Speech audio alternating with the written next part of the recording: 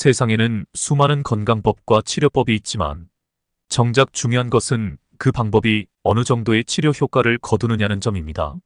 아무리 입에서 입으로 회자되는 건강법이 한들 정작 자신에게 도움이 되지 않으면 무용지물일 뿐입니다.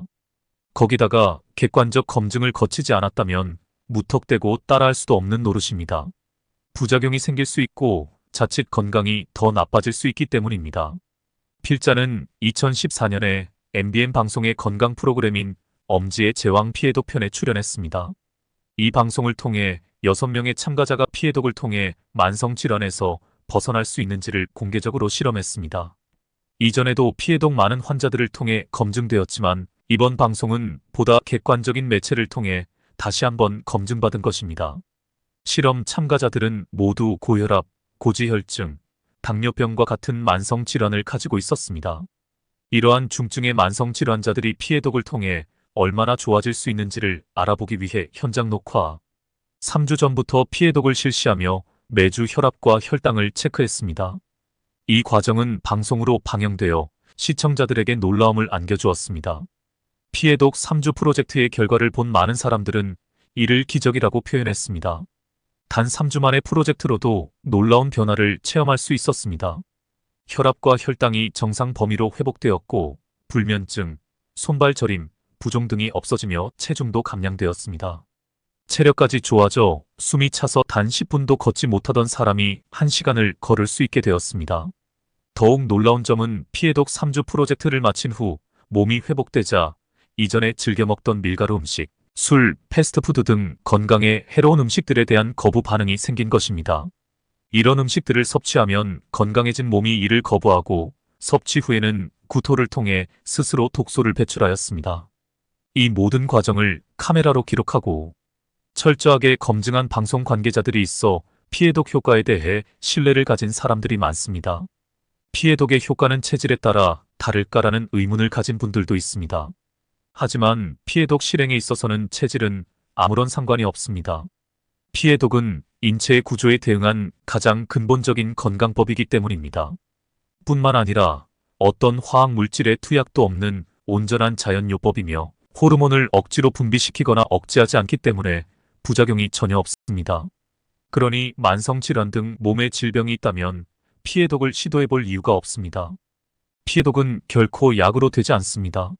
몇 년 혹은 몇십 년간 약을 복용해온 만성질환자들이 가장 먼저 하는 질문은 정말로 더 이상 약을 먹지 않아도 되나요? 입니다. 이 질문을 하는 대부분은 필자의 전작인 고혈압 치료, 나는 혈압약을 믿지 않는다를 읽은 독자들입니다.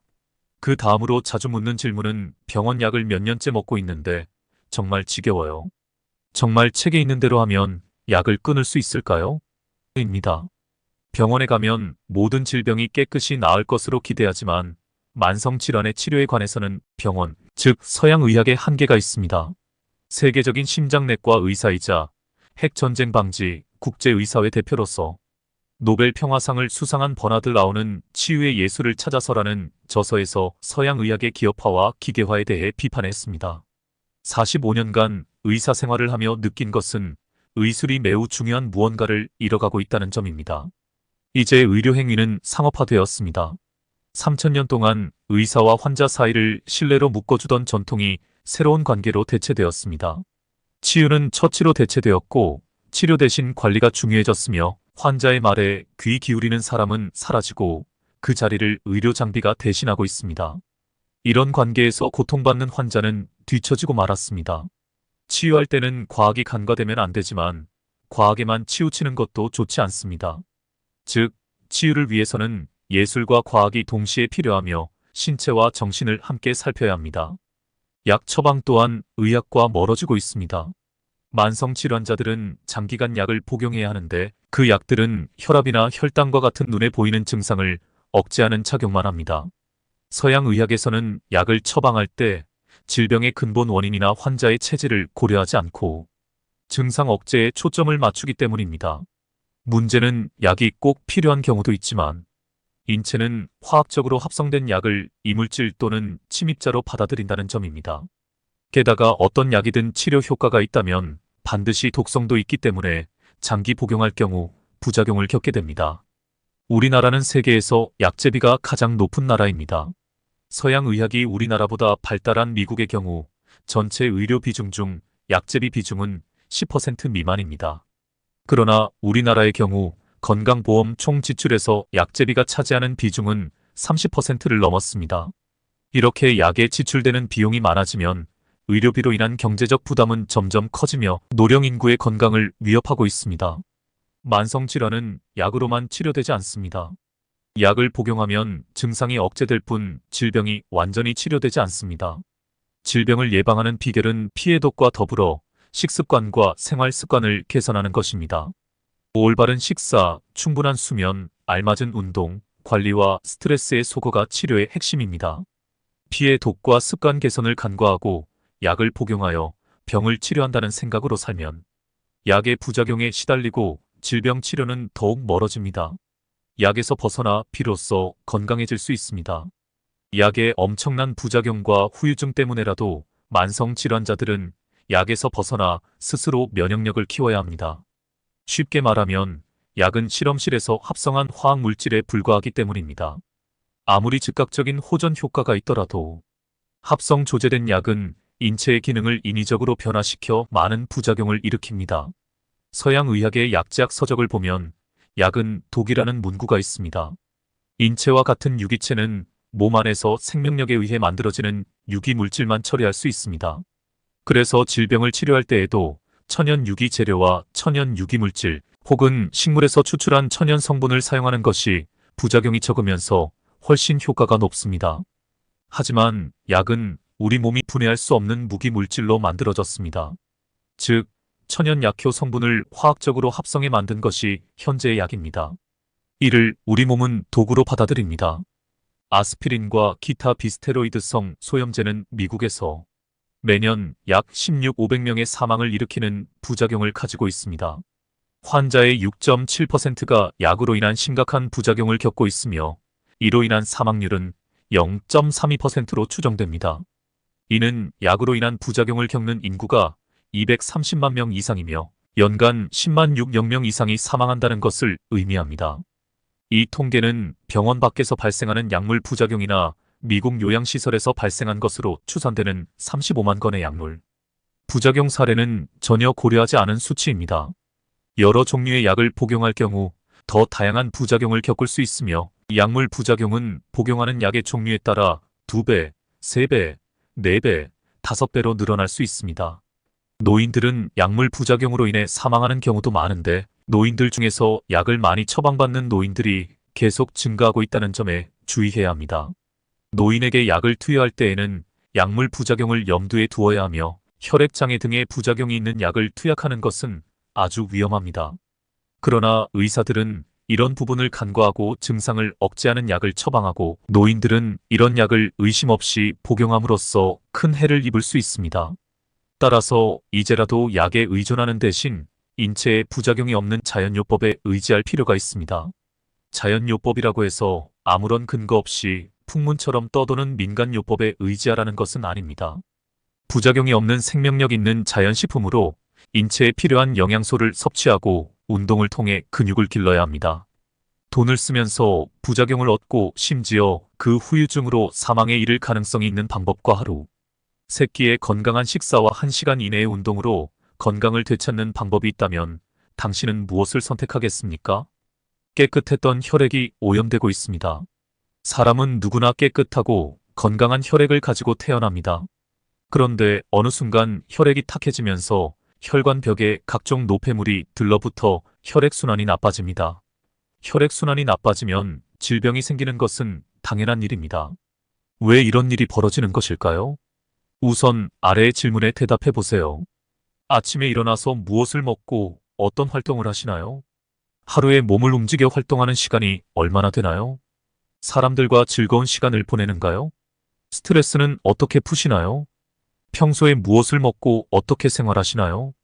이제 많은 사람들이 이 질문들에 만족할 만한 대답을 할 수 없을 것입니다. 생활 습관과 식습관이 혈액을 오염시키고 건강을 해치는 주요 원인이기 때문입니다. 산업화가 되기 전에 사람들은 잠자리에서 일어나 잠들기 전까지 쉴 새 없이 움직였습니다. 농사를 지었고 먼 길을 걸어서 다녔으며 답답한 마음을 풀어줄 말벗을 직접 찾아 나섰습니다. 하지만 현대 사회를 사는 우리는 주로 실내에서 앉아서 생활하니 움직임이 많지 않고 운동은 시간을 따로 내야만 할 수 있으며 햇볕을 쓸 수 있는 기회도 적습니다. 경쟁의 일상화로 스트레스는 차곡차곡 쌓이지만 술과 담배, 폭식과 자극적인 음식으로 해소합니다. 이러한 생활이 지속적으로 반복되면서 혈액은 탁해지고 몸속에 독소가 쌓입니다. 혈액의 상태와 직결되는 식습관도 예전에 비해 많이 변했습니다. 대량 생산과 장기간 보존을 위해 각종 화학 첨가물과 보존제를 섞어 만든 가공식품과 인스턴트 식품, 고지방, 고칼로리 식품, 각종 중금속이 잔류한 식품이 일상으로 스며들었습니다. 이런 식품들을 자주 섭취하면 LDL 콜레스테롤과 중성지방, 중금속이 혈액에 섞여 흘러다니다가 혈관벽에 들러붙어 혈관벽이 좁아지고 적혈구가 좁은 혈관을 통과하기 힘들어져 결국 장기에 전달되어야 하는 산소와 영양소가 부족해지고 만다. 과식과 야식도 혈액을 탁하게 만드는 원인입니다. 일반적으로 음식물이 위에서 소화되기까지 소요되는 시간은 탄수화물은 1에서 2시간, 단백질은 4에서 5시간, 지방은 7에서 8시간 정도입니다. 지방을 많이 섭취하면 최대 12시간 이상도 걸립니다. 그러나 과식을 하면 소화되는 시간이 더 길어져 위장을 지치게 만들고 시간이 지나도 대변으로 배출되지 않습니다. 소화 시간이 길다는 것은 위장에서 소화, 흡수, 배설을 위해 많은 에너지를 소모한다는 의미입니다. 그러면 다른 기능에 쓰여야 할 에너지가 부족해지며 흡수되고 남은 영양분이 지방으로 전환되어 혈액을 탁하게 하고 복부와 내장을 살찌게 합니다. 밤에 먹는 야식은 몸속 장기들이 휴식을 취할 시간에 일을 하게 만듭니다. 며칠을 나누고 마음을 공감해줄 말것은 이제 전화로 SNS로 만나게 됩니다. 이러한 생활이 지속적으로 반복되면서 혈액은 탁해지고 몸은 그 자체로 스트레스를 받습니다. 그 영향으로 해독의 중요한 배설에 문제가 생깁니다. 새벽 3시부터 5시까지는 인체가 배설하고 해독하는 시간입니다. 특히 밤에는 대사 기능과 소화 기능이 모두 휴식하고 있어 저녁을 먹은 후부터는 위장을 비우는 것이 몸에 부담을 덜고 배설과 해독, 대사와 소화 기능을 높이는 방법입니다. 그러나 늦은 밤에 야식을 먹으면 휴식을 취하던 장기들이 억지로 일을 하게 되고 몸은 그 자체로 스트레스를 받습니다. 그 영향으로 해독의 중요한 배설에 문제가 생깁니다. 즉, 장의 운동이 원활하지 않아 배변 기능이 떨어지는 것과 같습니다. 야식은 몸 안에 독소를 넣는 것과 같아서 몸에 독소가 많이 들어가면 혈액이 깨끗하지 않고 더러운 혈액은 혈관에 흔적을 남깁니다. 우리의 일상은 혈액을 더럽히는 습관으로 이어져 있습니다. 안타까운 점은 이러한 일상을 한꺼번에 바꾸기가 어렵다는 점입니다. 게다가 건강은 중요하지만 바쁜 일상에 물러나기 쉽지 않으므로 건강은 소홀히 되기 쉽습니다. 그래서 우리에게 필요한 것은 혈액을 깨끗하게 하는 피해독입니다. 피해독은 건강을 회복하는 아주 강력하고 유일한 대책입니다. 체온이 낮으면 혈액도 오염됩니다. 혈액을 더럽히는 또 다른 중요한 원인은 체온이 낮아지는 것입니다. 저체온이 되면 혈액의 상태가 나빠지는 원리는 물이 끓는 과정과 비슷합니다. 우리 몸이 적정 체온을 유지하면 혈액순환이 잘 되지만 저체온 상태가 되면 혈액순환이 어려워지고 체내 독소가 혈액을 더럽히게 됩니다. 그 결과로 간, 신장, 방광, 대장, 땀샘, 폐 등의 기능이 저하되어 해독작용이 원활히 이루어지지 않습니다. 또한 독소가 체내에 남아있는 상태에서 혈관이 수축되면 혈액순환이 어려워져 더욱 힘들게 만듭니다. 불행하게도 저체온 상태인 사람들이 점점 더 많아지고 있습니다. 체온이 낮으면 면역 기능이 저하되고 대사 활동이 억제되며 혈액순환이 어려워지므로 다양한 만성 질환에 걸릴 확률이 높아집니다. 이 모든 것은 혈액의 상태가 좋지 않아서 생기는 일입니다. 혈액이 오염되는지를 정확히 알기 위해서는 혈액 검사를 해야 하지만 얼굴, 혀, 피부, 근육 등을 살펴보면 혈액의 오염 상태를 어느 정도 알 수 있습니다. 혀의 색과 모양이 변하고 안색이 좋지 않거나 피로감이 가시지 않는 등의 증상이 나타날 수 있습니다. 혀는 각 부위마다 각 장기의 상태를 보여주며 혀의 색, 모양, 윤기 등을 통해 건강 상태를 파악할 수 있습니다. 혈액순환이 잘 되지 않으면 혀로 공급되는 산소가 부족해지므로 혀의 색에 변화가 나타납니다. 일반적으로 혀가 지나치게 붉으면 몸에 열이 많다는 뜻이고 너무 창백하면 인체의 기혈이 부족하다는 뜻입니다. 혈액에 독소나 어혈이 많으면 혀의 색이 탁하고 황태나 흑태, 백태가 끼게 되며 일정 부분이 갈라질 수도 있습니다. 혀에 흰색의 백태가 껴있다면 소화장애를 의심해 볼 수 있고 황색으로 변했다면 간 질환과 변비가 있다고 볼 수 있습니다. 검은색 혀의 경우 항생제 과다 복용을 예측할 수 있습니다. 또한 혀가 너무 두꺼우면 위염을 의심할 수 있습니다. 한편 선명하고 윤기가 있는 흰색 혀는 건강한 혀입니다. 이러한 혀에는 혈액에 큰 이상이 없습니다. 혀의 아랫면에는 두 개의 혈관, 즉 청근이 있습니다. 혀의 아랫면을 거울에 비추었을 때 청근이 맑은 푸른색으로 비친다면 괜찮지만 짙은 검은색이라면 몸속에 독소가 쌓여 있음을 의미합니다. 손발이 저리고 여기저기 쑤시다면 혈액의 상태를 파악할 수 있습니다. 손발이 자주 저린다면 혈액이 오염되었거나 혈관이 좁아진 것이며 저체온이나 냉증이 있는 것입니다. 손발에 마비 증상이 있다면 뇌혈관 속에 독소를 의심해 봐야 합니다. 또한 혈액이 혈관을 타고 돌아다니므로 몸 여기저기가 쑤시고 아프거나 담이 들리기도 합니다. 팔다리에 나쁜 혈액으로 인한 순환 장애가 발생하면 팔다리가 뻣뻣해지고 저리거나 쑤시고 무력해집니다. 이러한 증상은 나이가 들어서 자연스럽게 나타나는 노화 현상일 수도 있지만 분명 혈액 오염을 의심하는 증상입니다. 통증, 피로감, 어지럼증 등의 다양한 증상이 있습니다. 얼굴이 탁하거나 창백하고 윤기가 없는 경우, 눈 밑에 타클이 있거나 눈이 자주 충혈되는 경우도 혈액 오염과 관련이 있습니다. 비염이나 잇몸 염증도 마찬가지입니다. 근육 통증이 있거나 충분히 자고 일어나도 개운하지 않고 피곤한 경우, 조금만 움직여도 피로감을 느끼고 자꾸 눕고 싶은 경우도 모두 혈액 오염으로 인한 신체 증상입니다. 어깨 결림, 두통, 어지럼증, 기울림, 가슴 두근거림, 숨가쁨, 신경통 등도 마찬가지입니다. 혈액이 오염되면 여성의 경우 생리불순과 생리통이 심해지고 심지어 임신하기도 합니다. 혈액의 오염은 끈적한 검붉은 피가 몸을 돌아다닌다는 이야기입니다. 먹은 것이 속에서 손을 따면 검붉은 피가 나오는 것처럼 환자의 혈액도 검붉은 기운이 돌고 끈적한 경우가 많습니다. 각종 독소가 혈액의 색과 혈구의 상태, 점도를 악화시키기 때문입니다. 혈액이 오염되었는지 아닌지는 다양한 방법으로 알 수 있습니다. 하지만 진짜 문제는 혈액 오염을 방치하는 것입니다. 피해독을 하지 않는 이상 혈액은 스스로 깨끗해지지 않습니다. 피해독은 최소한 3주간 실천해야 합니다. 피해독을 실천하면 당신을 괴롭히던 질병을 떨쳐버리고 건강한 몸을 되찾을 수 있습니다. 피해독은 돈과 시간을 많이 들이지 않습니다. 단지 하루에 한두 시간을 투자해 피해독 습관을 유지하면 충분합니다. 임상실험 결과 피해독을 실천한 환자들은 빠르게 일주일 안에 몇 년간 복용한 혈압약을 끊을 수 있었습니다. 수십 년 동안 방치해왔던 몸을 하루 몇 시간의 노력으로 건강하게 회복할 수 있다는 것은 신이 우리에게 준 축복입니다. 그런데 왜 피해독은 3주일까요? 잘못된 식습관과 생활, 습관으로 인해 혈액이 오염되는 시간은 사흘이라는 것입니다. 단 사흘만 몸에 좋지 않은 음식을 무절제하게 먹으면 혈액이 서서히 오염되기 시작합니다. 이 말은 사흘만 건강한 생활 습관을 유지하고 좋은 음식을 먹으면 피해독이 시작된다는 의미입니다. 물론 고지혈증이나 당뇨병, 고혈압 등의 만성 질환자들은 사흘로는 부족합니다. 최소한 3주 정도 꾸준히 노력해야만 혈액이 건강한 상태로 돌아올 수 있는 길이 열립니다. 여기에는 아주 과학적인 이유가 있습니다. 체세포의 평균 수명은 20일에서 30일 정도입니다.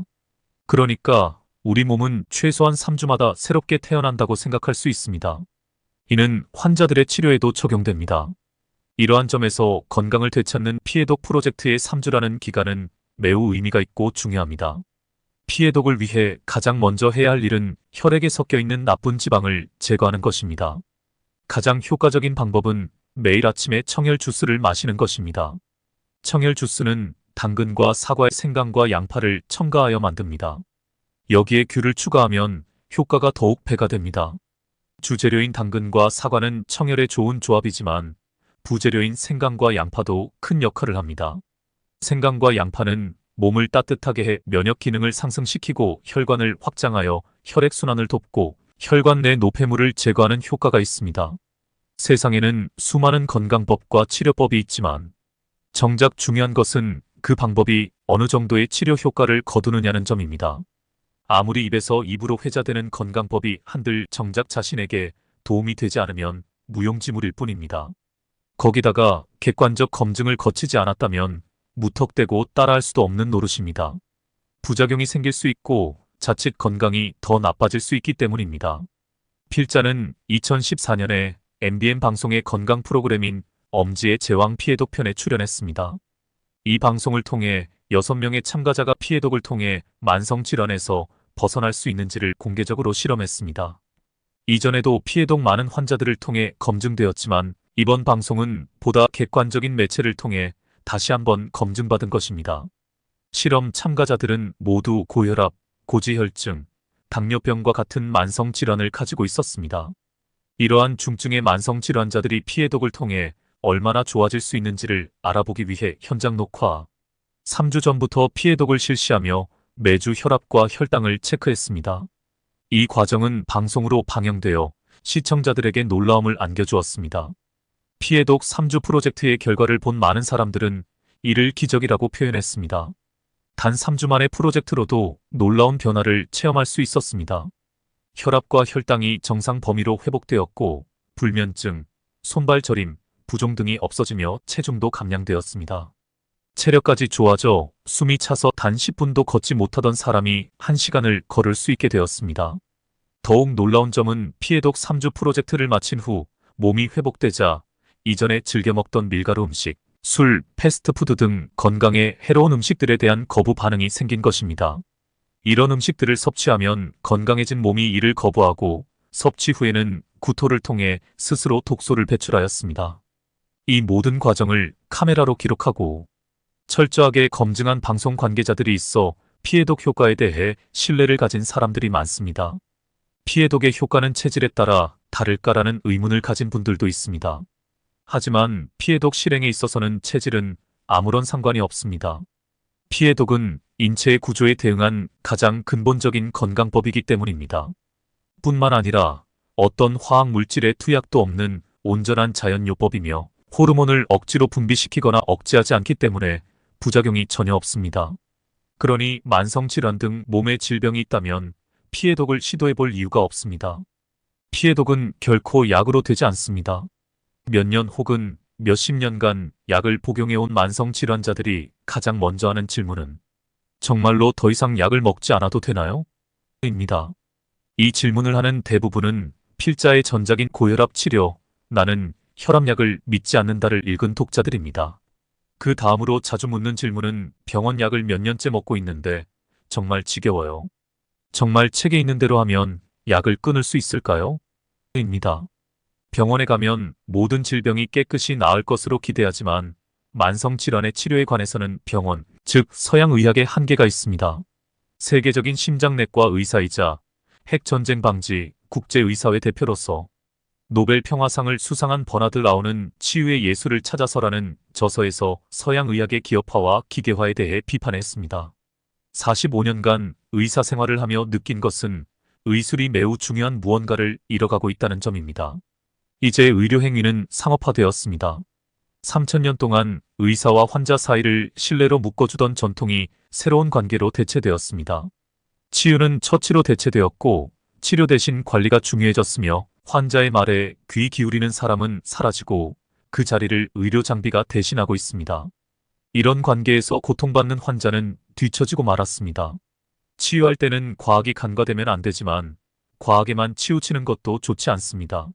즉, 치유를 위해서는 예술과 과학이 동시에 필요하며 신체와 정신을 함께 살펴야 합니다. 약 처방 또한 의학과 멀어지고 있습니다. 만성질환자들은 장기간 약을 복용해야 하는데 그 약들은 혈압이나 혈당과 같은 눈에 보이는 증상을 억제하는 작용만 합니다. 서양 의학에서는 약을 처방할 때 질병의 근본 원인이나 환자의 체질을 고려하지 않고 증상 억제에 초점을 맞추기 때문입니다. 문제는 약이 꼭 필요한 경우도 있지만 인체는 화학적으로 합성된 약을 이물질 또는 침입자로 받아들인다는 점입니다.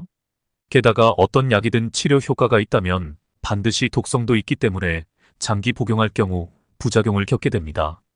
우리나라는 세계에서 약재비가 가장 높은 나라입니다. 서양 의학이 우리나라보다 발달한 미국의 경우 전체 의료 비중 중 약재비 비중은 10% 미만입니다. 그러나 우리나라의 경우 건강보험 총 지출에서 약재비가 차지하는 비중은 30%를 넘었습니다.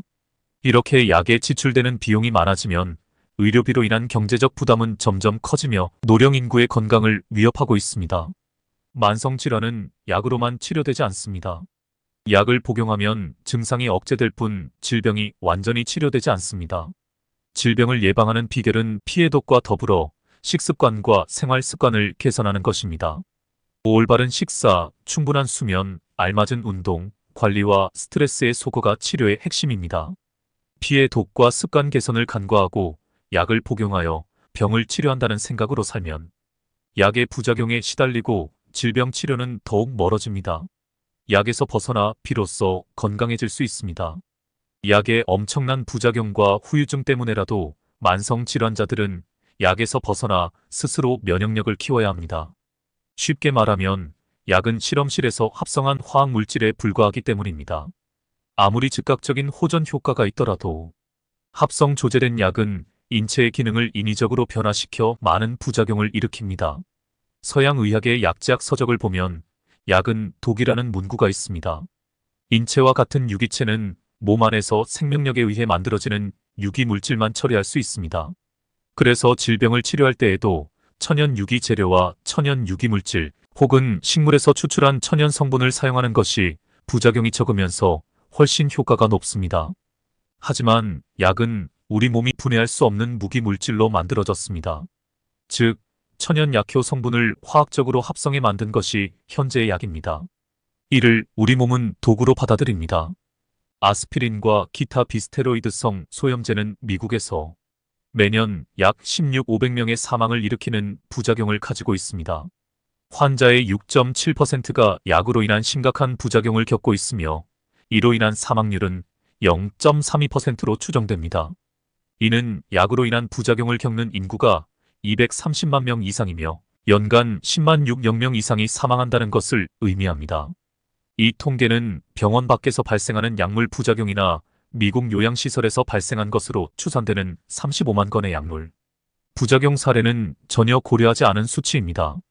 여러 종류의 약을 복용할 경우 더 다양한 부작용을 겪을 수 있으며 약물 부작용은 복용하는 약의 종류에 따라 2배, 3배, 4배, 5배로 늘어날 수 있습니다. 노인들은 약물 부작용으로 인해 사망하는 경우도 많은데 노인들 중에서 약을 많이 처방받는 노인들이 계속 증가하고 있다는 점에 주의해야 합니다. 노인에게 약을 투여할 때에는 약물 부작용을 염두에 두어야 하며 혈액장애 등의 부작용이 있는 약을 투약하는 것은 아주 위험합니다. 그러나 의사들은 이런 부분을 간과하고 증상을 억제하는 약을 처방하고 노인들은 이런 약을 의심 없이 복용함으로써 큰 해를 입을 수 있습니다. 따라서 이제라도 약에 의존하는 대신 인체에 부작용이 없는 자연요법에 의지할 필요가 있습니다. 자연요법이라고 해서 아무런 근거 없이 풍문처럼 떠도는 민간요법에 의지하라는 것은 아닙니다. 부작용이 없는 생명력 있는 자연식품으로 인체에 필요한 영양소를 섭취하고 운동을 통해 근육을 길러야 합니다. 돈을 쓰면서 부작용을 얻고 심지어 그 후유증으로 사망에 이를 가능성이 있는 방법과 하루 세 끼의 건강한 식사와 1시간 이내의 운동으로 건강을 되찾는 방법이 있다면 당신은 무엇을 선택하겠습니까? 깨끗했던 혈액이 오염되고 있습니다. 사람은 누구나 깨끗하고 건강한 혈액을 가지고 태어납니다. 그런데 어느 순간 혈액이 탁해지면서 혈관벽에 각종 노폐물이 들러붙어 혈액순환이 나빠집니다. 혈액순환이 나빠지면 질병이 생기는 것은 당연한 일입니다. 왜 이런 일이 벌어지는 것일까요? 우선 아래의 질문에 대답해 보세요. 아침에 일어나서 무엇을 먹고 어떤 활동을 하시나요? 하루에 몸을 움직여 활동하는 시간이 얼마나 되나요? 사람들과 즐거운 시간을 보내는가요? 스트레스는 어떻게 푸시나요? 평소에 무엇을 먹고 어떻게 생활하시나요? 이제 많은 사람들이 이 질문들에 만족할 만한 대답을 할 수 없을 것입니다. 생활 습관과 식습관이 혈액을 오염시키고 건강을 해치는 주요 원인이기 때문입니다. 산업화가 되기 전에 사람들은 잠자리에서 일어나 잠들기 전까지 쉴 새 없이 움직였습니다. 농사를 지었고 먼 길을 걸어서 다녔으며 답답한 마음을 풀어줄 말벗을 직접 찾아 나섰습니다. 하지만 현대 사회를 사는 우리는 주로 실내에서 앉아서 생활하니 움직임이 많지 않고 운동은 시간을 따로 내야만 할 수 있으며 햇볕을 쓸 수 있는 기회도 적습니다. 경쟁의 일상화로 스트레스는 차곡차곡 쌓이지만 술과 담배, 폭식과 자극적인 음식으로 해소합니다. 이러한 생활이 지속적으로 반복되면서 혈액은 탁해지고 몸속에 독소가 쌓입니다. 혈액의 상태와 직결되는 식습관도 예전에 비해 많이 변했습니다. 대량 생산과 장기간 보존을 위해 각종 화학 첨가물과 보존제를 섞어 만든 가공식품과 인스턴트 식품, 고지방, 고칼로리 식품, 각종 중금속이 잔류한 식품이 일상으로 스며들었습니다. 이런 식품들을 자주 섭취하면 LDL 콜레스테롤과 중성지방, 중금속이 혈액에 섞여 흘러다니다가 혈관벽에 들러붙어 혈관벽이 좁아지고 적혈구가 좁은 혈관을 통과하기 힘들어져 결국 장기에 전달되어야 하는 산소와 영양소가 부족해지고 만다. 과식과 야식도 혈액을 탁하게 만드는 원인입니다. 일반적으로 음식물이 위에서 소화되기까지 소요되는 시간은 탄수화물은 1에서 2시간, 단백질은 4에서 5시간, 지방은 7에서 8시간 정도입니다. 지방을 많이 섭취하면 최대 12시간 이상도 걸립니다. 그러나 과식을 하면 소화되는 시간이 더 길어져 위장을 지치게 만들고 시간이 지나도 대변으로 배출되지 않습니다. 소화 시간이 길다는 것은 위장에서 소화, 흡수, 배설을 위해 많은 에너지를 소모한다는 의미입니다. 그러면 다른 기능에 쓰여야 할 에너지가 부족해지며 흡수되고 남은 영양분이 지방으로 전환되어 혈액을 탁하게 하고 복부와 내장을 살찌게 합니다. 밤에 먹는 야식은 몸속 장기들이 휴식을 취할 시간에 일을 하게 만듭니다. 며칠을 나누고 마음을 공감해줄 말것은 이제 전화로 SNS로 만나게 됩니다. 이러한 생활이 지속적으로 반복되면서 혈액은 탁해지고 몸은 그 자체로 스트레스를 받습니다. 그 영향으로 해독의 중요한 배설에 문제가 생깁니다. 새벽 3시부터 5시까지는 인체가 배설하고 해독하는 시간입니다. 특히 밤에는 대사 기능과 소화 기능이 모두 휴식하고 있어 저녁을 먹은 후부터는 위장을 비우는 것이 몸에 부담을 덜고 배설과 해독, 대사와 소화 기능을 높이는 방법입니다. 그러나 늦은 밤에 야식을 먹으면 휴식을 취하던 장기들이 억지로 일을 하게 되고 몸은 그 자체로 스트레스를 받습니다. 그 영향으로 해독의 중요한 배설에 문제가 생깁니다. 즉, 장의 운동이 원활하지 않아 배변 기능이 떨어지는 것과 같습니다. 야식은 몸 안에 독소를 넣는 것과 같아서 몸에 독소가 많이 들어가면 혈액이 깨끗하지 않고 더러운 혈액은 혈관에 흔적을 남깁니다. 우리의 일상은 혈액을 더럽히는 습관으로 이어져 있습니다. 안타까운 점은 이러한 일상을 한꺼번에 바꾸기가 어렵다는 점입니다. 게다가 건강은 중요하지만 바쁜 일상에 물러나기 쉽지 않으므로 건강은 소홀히 되기 쉽습니다. 그래서 우리에게 필요한 것은 혈액을 깨끗하게 하는 피해독입니다. 피해독은 건강을 회복하는 아주 강력하고 유일한 대책입니다.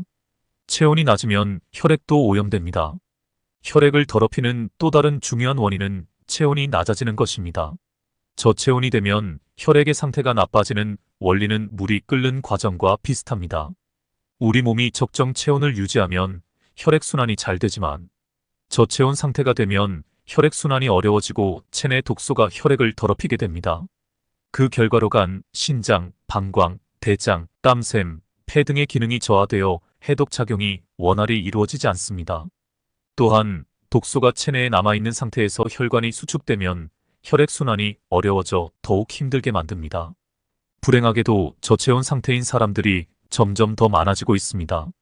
체온이 낮으면 면역 기능이 저하되고 대사 활동이 억제되며 혈액순환이 어려워지므로 다양한 만성 질환에 걸릴 확률이 높아집니다. 이 모든 것은 혈액의 상태가 좋지 않아서 생기는 일입니다. 혈액이 오염되는지를 정확히 알기 위해서는 혈액 검사를 해야 하지만 얼굴, 혀, 피부, 근육 등을 살펴보면 혈액의 오염 상태를 어느 정도 알 수 있습니다. 혀의 색과 모양이 변하고 안색이 좋지 않거나 피로감이 가시지 않는 등의 증상이 나타날 수 있습니다. 혀는 각 부위마다 각 장기의 상태를 보여주며 혀의 색, 모양, 윤기 등을 통해 건강 상태를 파악할 수 있습니다. 혈액순환이 잘 되지 않으면 혀로 공급되는 산소가 부족해지므로 혀의 색에 변화가 나타납니다. 일반적으로 혀가 지나치게 붉으면 몸에 열이 많다는 뜻이고 너무 창백하면 인체에 기혈이 부족하다는 뜻입니다. 혈액에 독소나 어혈이 많으면 혀의 색이 탁하고 황태나 흑태, 백태가 끼게 되며 일정 부분이 갈라질 수도 있습니다. 혀에 흰색의 백태가 껴있다면 소화장애를 의심해 볼 수 있고 황색으로 변했다면 간 질환과 변비가 있다고 볼 수 있습니다. 검은색 혀의 경우 항생제 과다 복용을 예측할 수 있습니다. 또한 혀가 너무 두꺼우면 위염을 의심할 수 있습니다. 한편 선명하고 윤기가 있는 흰색 혀는 건강한 혀입니다. 이러한 혀에는 혈액에 큰 이상이 없습니다. 혀의 아랫면에는 두 개의 혈관, 즉 청근이 있습니다. 혀의 아랫면을 거울에 비추었을 때 청근이 맑은 푸른색으로 비친다면 괜찮지만 짙은 검은색이라면 몸속에 독소가 쌓여 있음을 의미합니다. 손발이 저리고 여기저기 쑤시다면 혈액의 상태를 파악할 수 있습니다. 손발이 자주 저린다면 혈액이 오염되었거나 혈관이 좁아진 것이며 저체온이나 냉증이 있는 것입니다. 손발에 마비 증상이 있다면 뇌혈관 속에 독소를 의심해 봐야 합니다. 또한 혈액이 혈관을 타고 돌아다니므로 몸 여기저기가 쑤시고 아프거나 담이 들리기도 합니다. 팔다리에 나쁜 혈액으로 인한 순환 장애가 발생하면 팔다리가 뻣뻣해지고 저리거나 쑤시고 무력해집니다.